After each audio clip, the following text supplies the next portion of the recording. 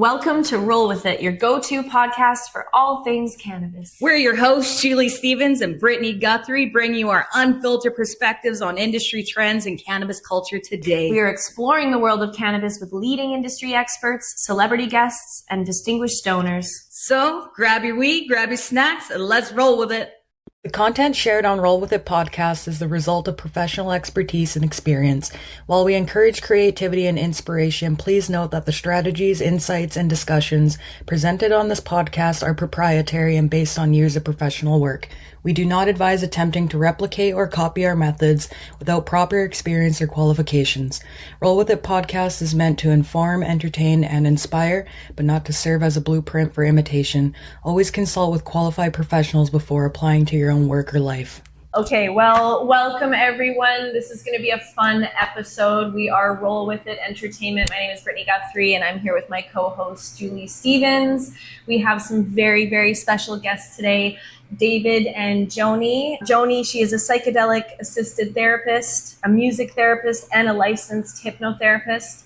David, CEO and co-founder of Lucinor. Lucinor is a psychedelic community based on harm reduction, education, and community building. So really excited to hear your guys' story. And you guys, you're officially David and Joney Chin now. Congratulations.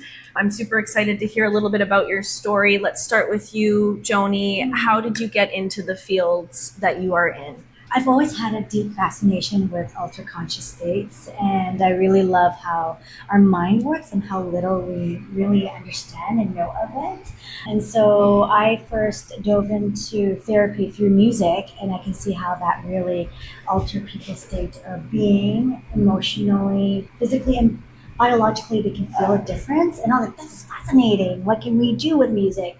And then I learned that through music, you can do guided imagery work where you can visit people's traumas and really help them process it in a very different way that bypasses the default network mode. It just really allows them to really access their emotions and be in tune with their body.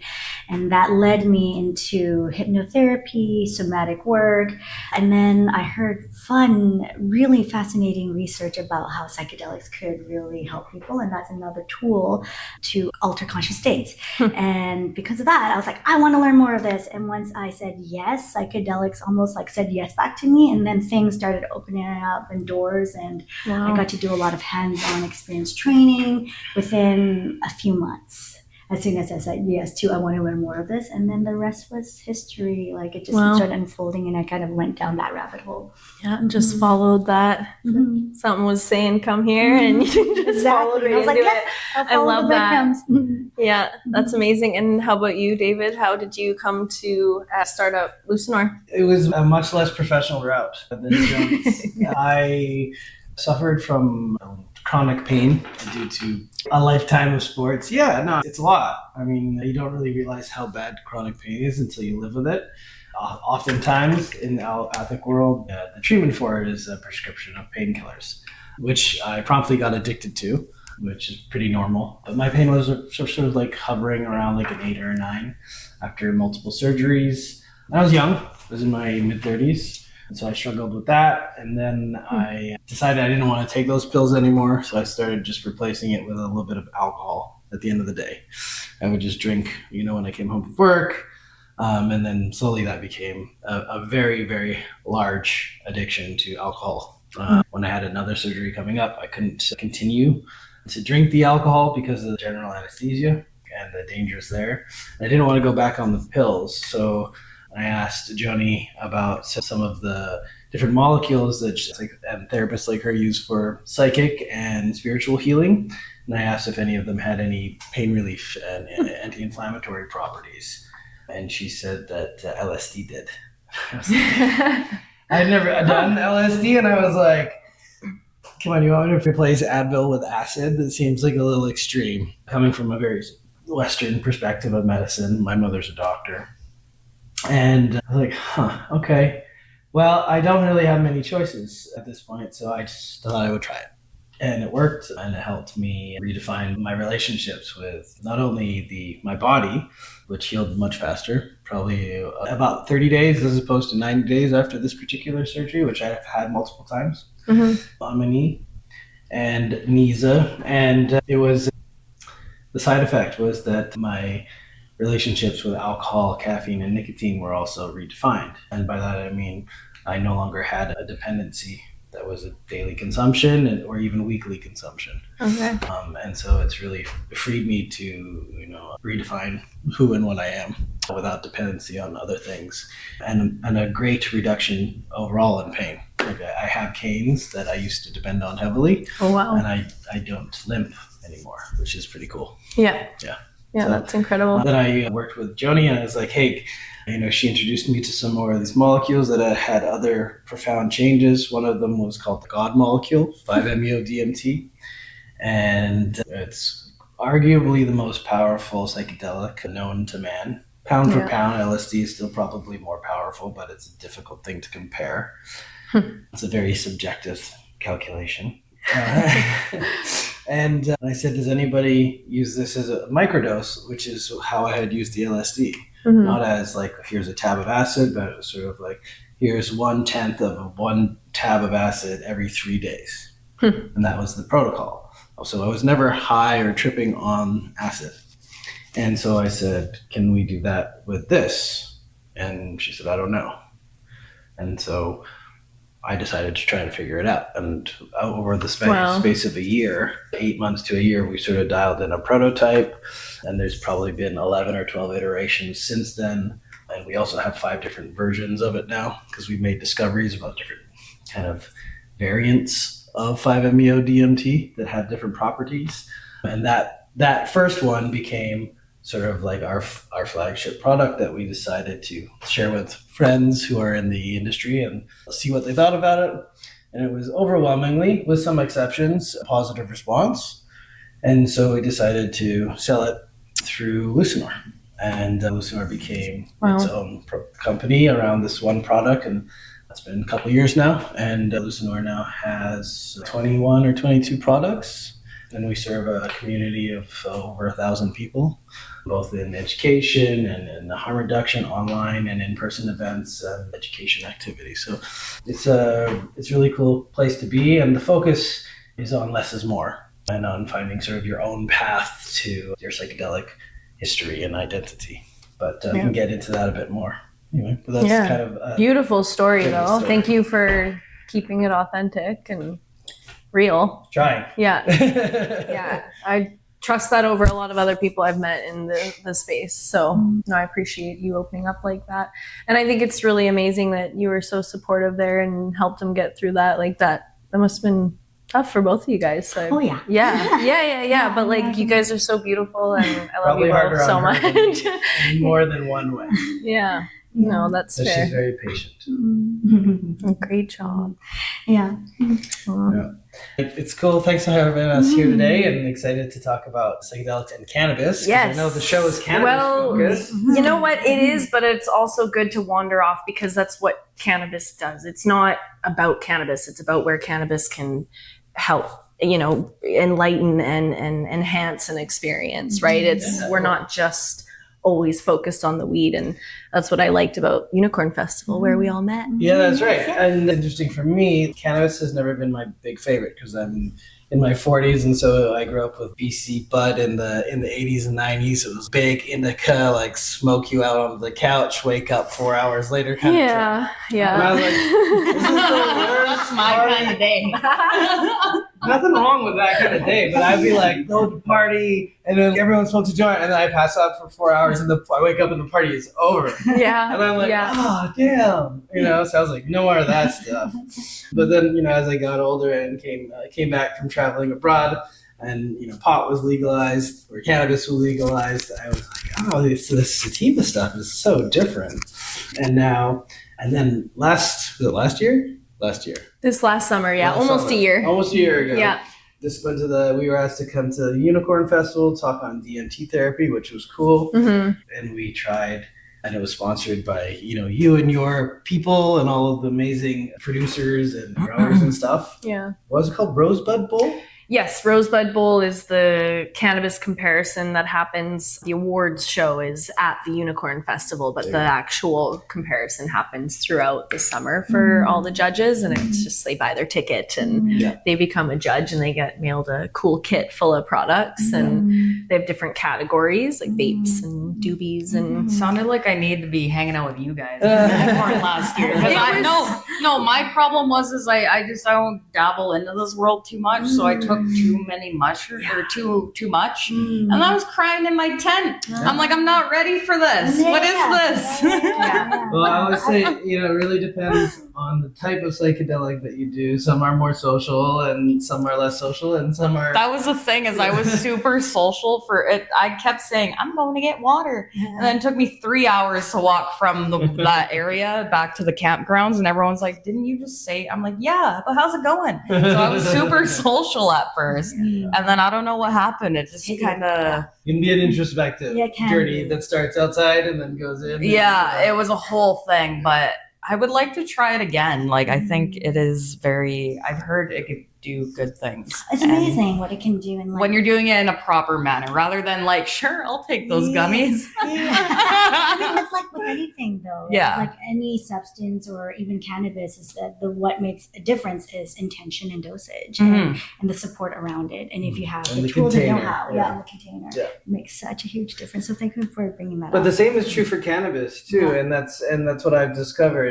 And so at the festival, we tried your dab tenders. Tenders with the dab bar, and I enjoyed smoking cannabis for the first time in a long time because it was so clean, and I had never smoked like that before. And the effect was very different. It was much more cerebral as to like the body high that I was used to, and it sort of changed my entire outlook on cannabis. And at which point I bought like every toy known to this concentrate world. You went to West Coast Gifts and oh my God, I heard about this. No, I did. I heard that someone wasn't a weed person, and then they went and bought a bunch of stuff. Converted them. I love that. And now, like everything else, we are connoisseurs. Yes. Or at least maybe not as much as we are in psychedelics, but certainly it is a growing hobby and problem. It's taking up more space and more money. Yeah, I think that's great. I heard that was like, of course it would be Brittney and her How About This team that did that, because the dab master did that for me with dabbing. Okay. Is like, he gave me the perfect dab, and I just had so much more appreciation for dabbing and just everything about it after I had a proper dab. But it's been an amazing cross section, even though it was a cannabis festival. It really it kind of pushed us down the road to studying cannabis for its more psychedelic properties, which of course it has. It is a psychedelic. It's not considered one of like the classical psychedelics, but it is undeniably a psychedelic substance, and it has an ancient history in use in psychedelics going back to Egyptians, going back to China, going back along the Silk Road. It grows in many places, but it's native to China. That's actually where it's from. It's an Asian plant. And so it traveled along the Silk Road, and of course it is weed.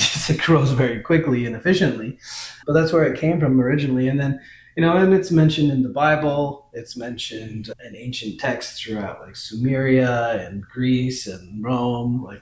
Everybody knew what it was and knew what it did. And actually in ancient like Judeo-Christian religions, which began in the desert mostly with nomadic peoples, the church would be a tent, and like the holy altar would be sort of the back room in the tent that was created by like putting ropes and sheets down and stuff like that. And that room would be full of like cinnamon and frankincense and myrrh, and these are all, and nutmeg, and these are all also psychedelic plants. They do have psychedelic properties. Much smaller than say like LSD or ergot or something like that, but they do have psychedelic properties. And then in with that would be cannabis. And so you're praying and chanting and having this meditative experience while basically hotboxing a tent. This is an ancient practice that goes back as far back as at least a few thousand years ago, probably longer, but it's hard to say. And then Through that study, we went to Boulder, Colorado, to go to a psychedelics conference, and we met the director of the Institute for Medicinal Mindfulness. His name is Daniel McQueen, who wrote a book called Psychedelic Cannabis on how to use psychedelics, how to use cannabis as a psychedelic. And Joney has really gone down that rabbit hole. Yes. And Wow. done lots of experimentation to get just the right blend of strains and protocols to create and recreate Daniel's procedure protocol, and it does work. And it does work. Yeah, Yeah. It was fascinating getting a chance to talk to him, and we got to visit his clinic as well as his lab. This is the same guy who was one of the founders of DMTX project. And if you're not In Colorado. in Colorado, and if you're not sure what DMTX is, it's an experience where you get to stay in the NDMT world up to an hour. Yeah. And that is unheard of, because usually it's a 5 to 10, 5 maybe to 15 minutes most of experience. And you Okay. get to stay in it for an hour. So they put an IV drip, and they have nurses and doctors, and they keep you under for an hour, and they're able to dial it in. But the interesting thing that Daniel says is like, look, that entire process costs about $10,000 in terms of their research and development costs and all these things. That's what, and it took years to develop that, and it's quite a complex process. Whereas using his psychedelic cannabis protocol, you can have a DMT-like experience simply by smoking as little as flower. Yeah. It's a special blend of flower, but smoking flower and having a 2-hour intense DMT experience without the use of any psychedelic that is illegal, because cannabis in Canada and many places in the United States and the world is legal, and whereas most psychedelics are not yet.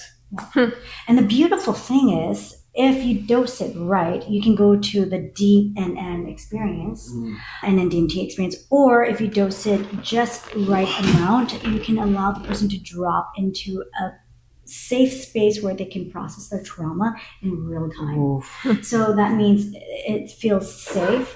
They're processing those difficult or challenging experiences, but they're being present with it. And they're able to shift in that work that feels grounded and embodied. Because sometimes when you do psychedelic experiences, especially in therapy work, depending on the dosage, the higher the dosage, people get taken by the medicine. And then when they come back, they have all these profound experiences, and then they're like, oh, I don't know how to integrate this. I don't know what to do with this information. I don't even know how to describe what I experienced. And then as the weeks pass, they're like, this kind of feels more like a dream now. I don't know exactly what had happened, but I know something had happened. And then if you don't have the support or tools or the finances to have a team behind you to help you integrate that information, it can be actually more dysregulating to have that experience, because then you've felt what it's like to be like, oh, this is what my trauma is doing to me. This is what it's like if the trauma isn't there. And how do I get back there again? Because I don't know. Now I feel like I'm back in this dark hole. And that can be very disruptive. But on cannabis, with that special blend, it allows you to actually embody that experience in real time, so that you're actually processing and remembering and actually doing the work in real time. And then as you you can step in and you can step out. Whereas if you're, on a DMT experience, there's no stepping out. Yeah. Until it's over. Yeah. You can open your eyes, but you're still going to be in the world will still be in the DMT realm, even if you have exited, your mind's version of the DMT realm. You're still there until it's over. Whereas with the cannabis, like, you can open your eyes and be like, oh yeah, I'm like where I was 10 minutes ago. There's my guide.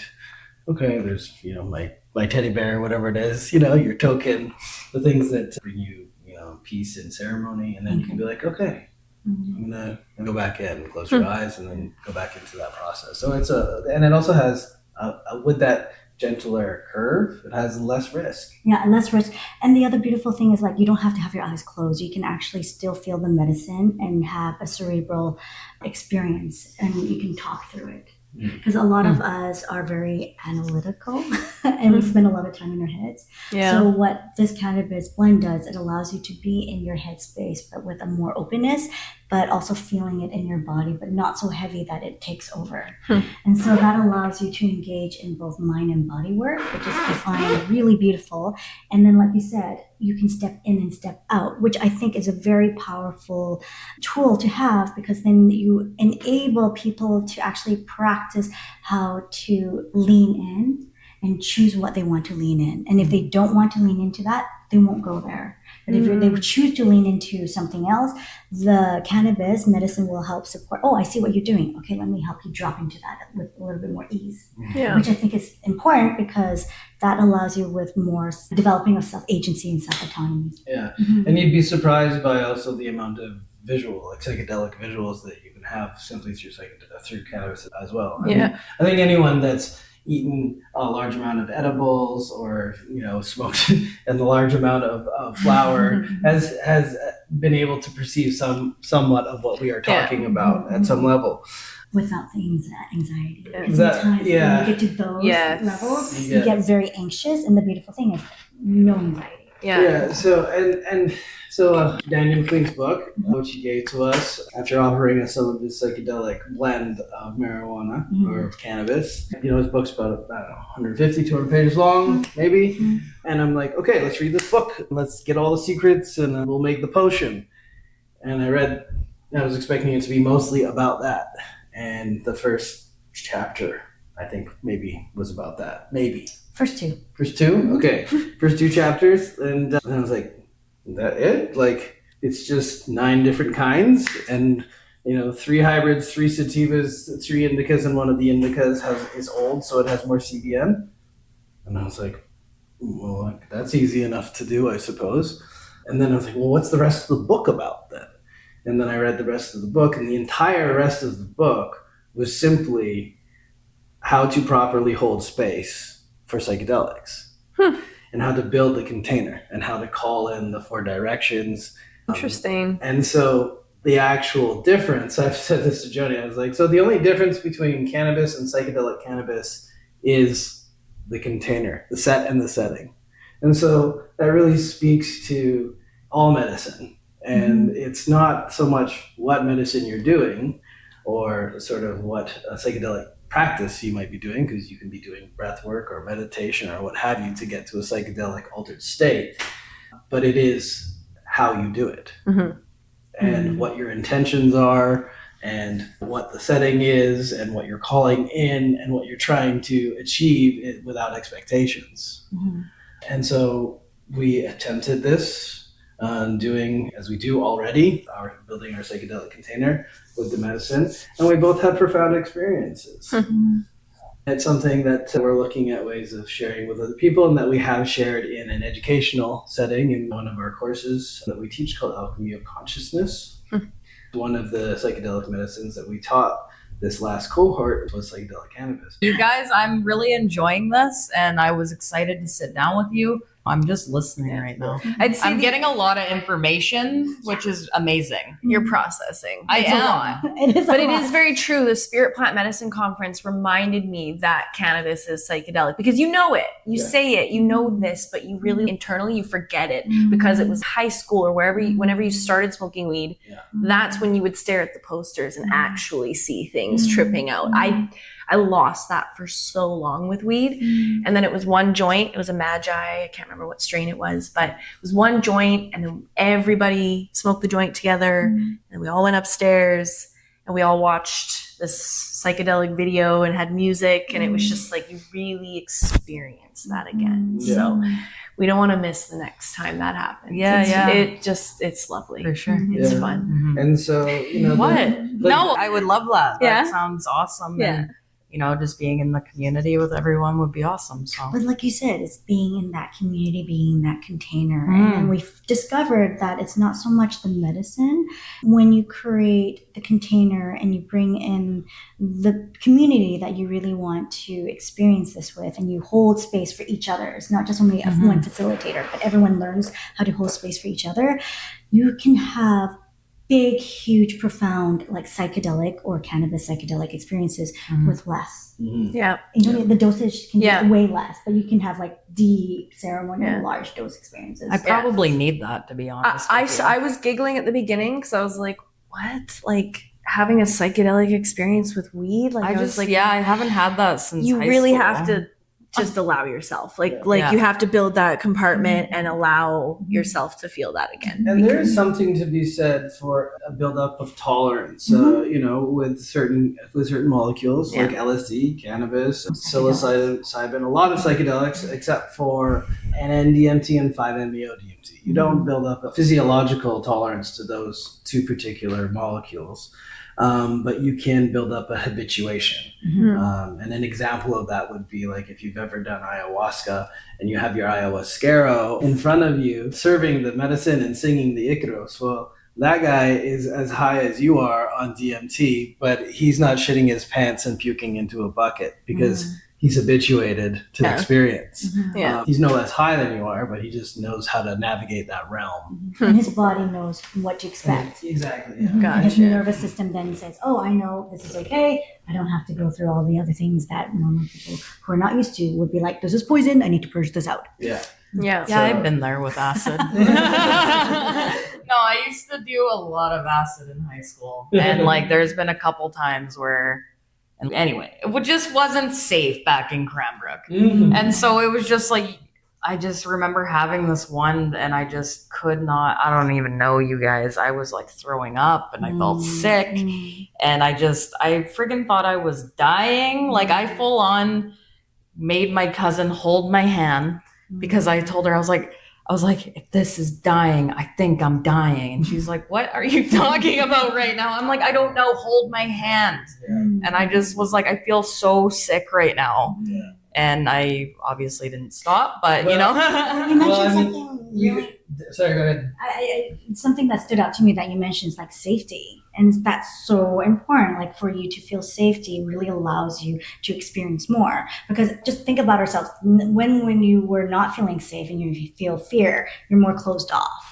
And then that just amplifies all the other your nervous system will be like, should I run? Should I fight? Should I hide? What's going on, right? It just amplifies all those experiences. However, when you feel safe, then you're more open to different experiences and more in tune to picking up more of the subtleties that happen. that's true because even though I was kind of freaking out, I did obviously feel safe with my cousins. So it was like, I was kind of still freaking out, but it was like I was able to just calm down. And unfortunately, she had to stay up with me. But yeah, no, you're right. Sitter. Yeah. You had a good trip sitter. Well, yeah, she wasn't happy with me, but At least she was keeping you safe. yeah, I noticed that. Like I was freaking out at first, but once she kind of figured out what the hell was going on, because I took this. I was going for a sleepover with her, and I took it before I got to her house, and I didn't tell her, and then I don't know. It was a whole thing.